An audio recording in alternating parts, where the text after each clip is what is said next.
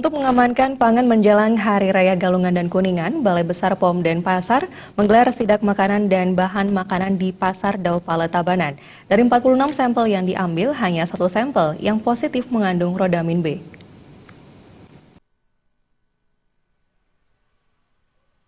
Kepala Balai Besar POM Denpasar, Endang Widowati mengatakan, sidak makanan dan bahan makanan merupakan kegiatan rutin yang digelar BPPOM. Namun terkait Hari Raya Galungan dan Kuningan, sidak pun lebih intensif dilakukan karena disinyalir masih ada sejumlah makanan yang mengandung rodamin.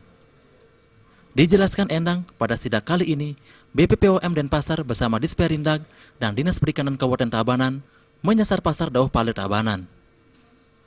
Sidak kali ini lebih khusus memeriksa sejumlah pangan yang erat kaitannya dengan perlengkapan upacara seperti daging babi, ikan segar dan kering, kue tradisional, hingga perlengkapan upacara seperti sahur. Dalam sidak kali ini, tim mengambil 46 sampel yang terdiri dari metanil yellow 10 sampel, borak 11 sampel, formalin 18 sampel, dan rodamin B 14 sampel.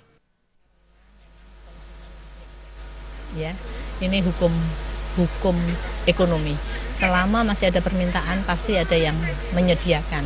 Nah, kenapa konsumen kok masih ada? Ini banyak hal yang kemungkinan karena ketidaktahuan. Yang kedua, mungkin tertarik dengan warnanya yang bagus, murah harganya ya. Terus kemudian ya ini yang barangkali perlu digarisbawahi kalau ditanya, ini kan hanya untuk upacara, tidak dimakan. Loh, untuk upacara itu harusnya lebih bagus daripada yang dimakan.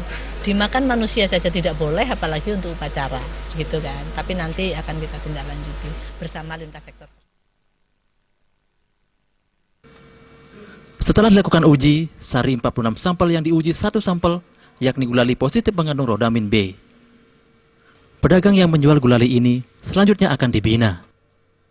Dan jika ke depan masih menjual produk mengandung rodamin B, maka pedagang bersangkutan dapat dikenakan sanksi administrasi maupun tindakan hukum sesuai dengan perundang-undangan yang berlaku. Jenny dan Adi Setiawan, Bali.